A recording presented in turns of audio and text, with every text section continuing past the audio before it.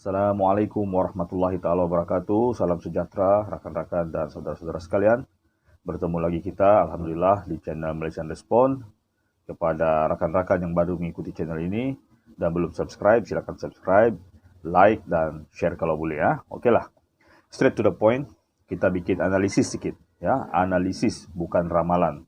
Maknanya kita akan buat beberapa kajian empirical ya berdasarkan kepada angka-angka dan petunjuk-petunjuk tertentu, yaitu analisis tentang peluang parti warisan menjelang PRU ke-15 nanti. Okey tuan-tuan, sebelum kita menerawang lebih jauh tentang peluang yang bakal diperoleh oleh parti warisan yang bakal mewakili Sabah nanti, atau mungkin insya-Allah kalau menang boleh membentuk kerajaan, kita kenalah terlebih dahulu memahami setup ataupun landscape politik sekarang, yaitu perubahan pola pakatan parti-parti. Di peringkat nasional, berbeza dengan apa yang berlaku di Sabah dan Sarawak. Kalau di Sarawak, nanti pertempuran dijangka akan berlaku di antara PH, yaitu Pakatan Harapan, yang dianggotai oleh Warisan, tapi Warisan mungkin tidak bertanding di Sarawak, menentang GPS, yaitu Gabungan Parti-Parti Sarawak.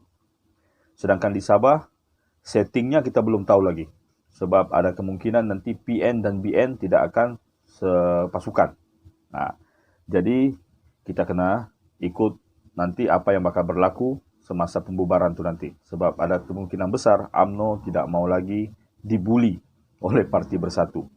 Kalau di peringkat persekutuan, kita sedia maklum ada 3 pakatan yang berlainan. Yang pertama, macam saya sebut tadi, Pakatan Harapan, yang terdiri daripada Parti Keadilan Rakyat PKR, Parti Tindakan Demokratik DAP, serta Parti Amanat Nasional PAN, serta dianggotai oleh beberapa parti dari Sabah, yaitu Parti Warisan Sabah, UPKO, serta mungkin ada satu parti dari Sarawak yang mau menyertai juga Pakatan Harapan, tapi belum ditentukan lagi. Kerana kalau PKR terus dengan hasrat dia mau bertanding di Sarawak, kemungkinan parti baru itu akan diserap ke dalam PKR. Jadi, sekarang ini kita andaikan dulu bahawa kedudukan parti-parti itu adalah seperti yang di peringkat pusat atau semenanjung, tidak seperti yang berlaku di Sabah Sarawak. Okey, kalau kita tengok tuan-tuan, Pakatan Harapan kekal.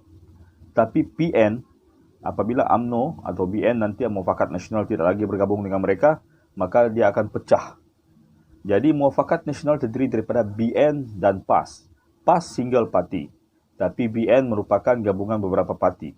BN terdiri daripada UMNO, PBS, MCA, MIC, dan mungkin PPP, kalau PPP masih berminat untuk mengikuti gabungan ini. Sedangkan Perikatan Nasional terdiri daripada Parti Bersatu, Parti Star, dan mungkin mereka juga akan menjemput PP, atau mereka mungkin menggabungkan Parti Gerakan yang diketuai oleh Datuk Seri Mas Yukong masuk untuk meraih undi masyarakat bukan Bumi Putra. Jadi itulah setting kursi parti-parti yang bertanding. Jadi kita nampak bahawa Parti Warisan berada, dia sedang siding dengan pakatan yang kuat. Pakatan yang mungkin menjelang PRU nanti tidak akan tergugat. Tidak akan ada perubahan. Tapi di peringkat Perikatan Nasional, mungkin ada perubahan sebab PN dan BN mungkin tidak akan bertanding bersama. Jadi kalau senario ini berlaku tuan-tuan, maka kita ambil satu contoh lah. Bila di satu kerusi itu ada 3 parti besar bertanding, Perikatan Nasional, Barisan Nasional, serta Pakatan Harapan, peluang Pakatan Harapan akan menjadi semakin cerah kerana PN dan BN akan berlawan sesama sendiri. Itu salah satu contohnya.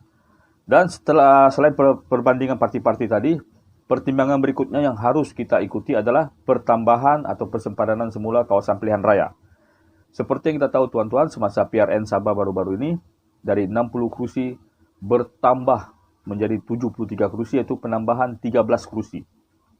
Penambahan kerusi ini adalah satu perubahan yang sangat signifikan. Bukan hanya berubah angka daripada 60 ke 73, tapi beberapa persempadanan itu telah diubah suai yang menguntungkan pihak JRS. Karena apa tuan-tuan, jika sistem 60 kerusi yang lama itu masih digunakan pakai, maka mereka takut Parti Warisan akan memenangi 36 kerusi. 36 kerusi. Mungkin orang bilang kenapa 73 pun dapat 32? Itu sebab bukan angka, tapi disebabkan beberapa kawasan sudah diubah-ubah. Contoh, tuan-tuan ya, contoh yang paling baik sekali, kawasan Tulid kawasan Tulid yang berada di pedalaman Sabah telah ditambah daripada satu penambahan yang tidak perlu kerana jumlah pengundi yang ada di situ tidak ramai. Kenapa perlu diwujudkan satu kawasan baru? Tapi kawasan Moyog dan Kepayan yang mempunyai banyak pengundi tidak dipecahkan sama sekali. Ya, begitu juga dengan kawasan Bugaya dan Senalang di Sempurna juga tidak dipecahkan. Kalau ikut saiz, kawasan Tungku juga perlu dipecahkan, tapi tidak dipecahkan. Sebaliknya, di Kinabatangan diwujudkan satu kerusi baru, iaitu kerusi Lamag. Jadi itu contoh bagaimana pihak tertentu boleh memanipulasi persempadanan semula atau pertambahan kerusi. Jadi tuan-tuan, 13 kerusi bermaksud Sabah nanti paling kurang pun akan dapat 4 kerusi parlimen yang baru. 4 kerusi parlimen yang baru ini tuan-tuan, kalau kita kaji semula bukan hanya bertambah dari 26 menjadi 30. Tapi peluang mereka akan bertambah disebabkan akan ada adjustment terhadap sempadan. Jadi kita tidak boleh tengok dari 26-30 saja, tapi kita tengok sempadan itu. Contoh ya, macam di api-api. Dulu Happy Garden masuk dalam api-api. Jadi kalau di kawasan parlimen, dia masuk parlimen Kota Kinabalu. Tapi persempadanan semula menyebabkan berkemungkinan Happy Garden dimasukkan dalam area Kepayan. Jadi dia akan masuk di bawah parlimen Tanjung Putatan. Jadi ini pengubahsuaian ini adalah untuk memanfaatkan pihak tertentu. Tapi bagaimanapun tuan-tuan, seperti yang saya kata tadi, berkemungkinan, tidak tahulah ya, sebab di Sabah ini diorang sanggup buat apa saja. Berkemungkinan GRS tidak akan wujud lagi sebagai satu entiti pada PRU ke-15 nanti. Tapi kita tidak tahu. Mereka mungkin sanggup di peringkat persekutuan berlawan di Sabah bergabung demi untuk mengelakkan warisan daripada memenangi lebih banyak kerusi di 30 kursi parlimen Sabah nanti. Sebenarnya 31 yang diramalkan untuk Sabah. Tapi mereka kurangkan menjadi 30 kerana mereka takut parti warisan Sabah akan meraih lebih banyak kerusi.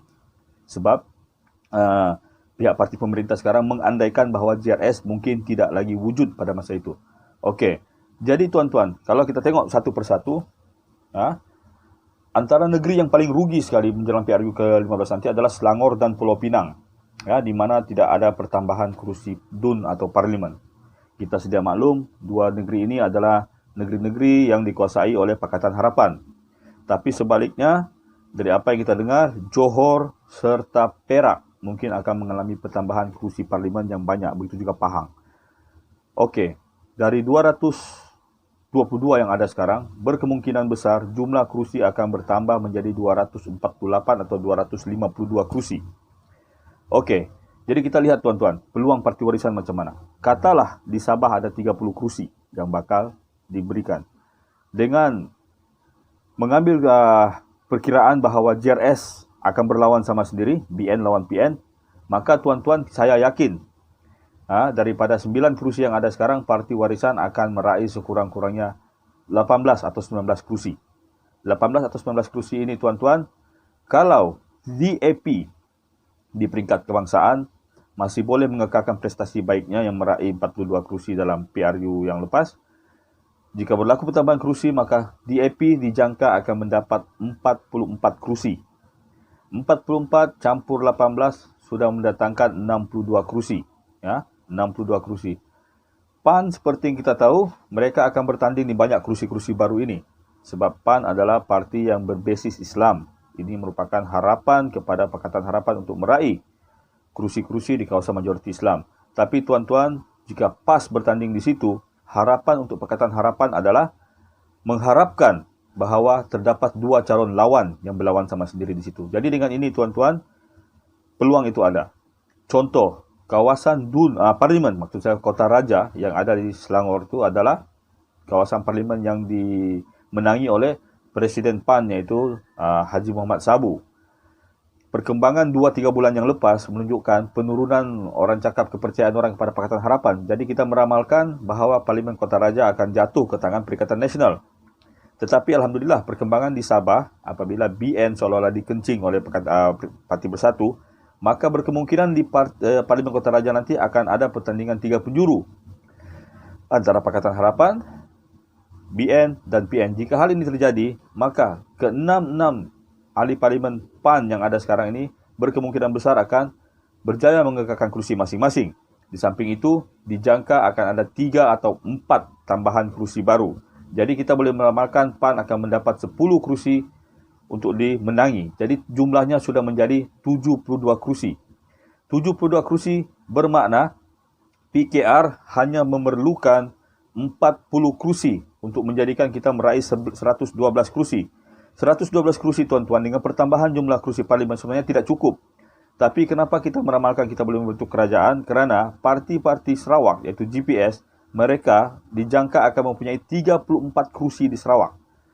Tapi tuan-tuan, GPS ini orang cakap bukan lalang tapi dia kingmaker. Dia boleh menentukan dengan siapa dia memihak. Jadi apabila Pakatan Harapan sudah mencecah angka 112 ditolak dengan 30 yang ada di Sarawak, bermakna sudah ada 143 kursi yang sudah diisytiharkan pemenangnya. Bermaksud yang tersisa nanti tinggal 100. Tinggal 100 antara BN dan PN. Katalah 50-50 diorang berlawan sama sendiri, maknanya antara dua parti ini pun, kalaupun mereka bergabung, sudah tidak cukup. Dan kalau mereka tidak bergabung, sangat-sangat rapuh cuma 50.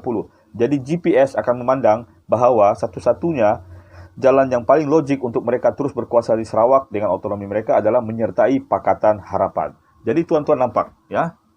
Selain daripada faktor-faktor perubahan pola gabungan-gabungan parti, selain faktor perubahan pertambahan kursi, faktor yang ketiga yang paling besar sekali adalah prestasi wakil-wakil rakyat daripada parti warisan. Kalau kita tengok tuan-tuan, perbahasan di Dewan Rakyat, MP Kota Belud, MP Sepanggar, ataupun Presiden Parti Warisan sendiri, apabila mereka berhujah, hujah mereka sangat-sangat bernas dan sering orang cakap mendatangkan rasa minat orang untuk mendengar hujah-hujah mereka, dan orang akan tertarik dengan gaya cara orang Parti Warisan ini bekerja dan melakukan tanggungjawab mereka sebagai wakil rakyat. Jadi sama-sama kita doakan tuan-tuan, jika PRU 15 tiba-tiba berlaku, bermula daripada besok sampai ke Februari 2021 nanti, itu adalah tempoh yang kita ramalkan bahawa PRU ke-15 dengan situasi sekarang ini akan berlaku, maka peluang Parti Warisan berserta Pakatan Harapan untuk kembali menerajui kerajaan sangat-sangat cerah. Tapi ada satu kelemahan yang harus kita waspadai juga. Kerana seperti kita tahu, Tun Mahathir juga mempunyai parti dia sendiri. Jika Parti Warisan sekali lagi mendekatkan dirinya dengan Tun Mahathir, maka risiko kekurangan sokongan itu sangat-sangat ketara.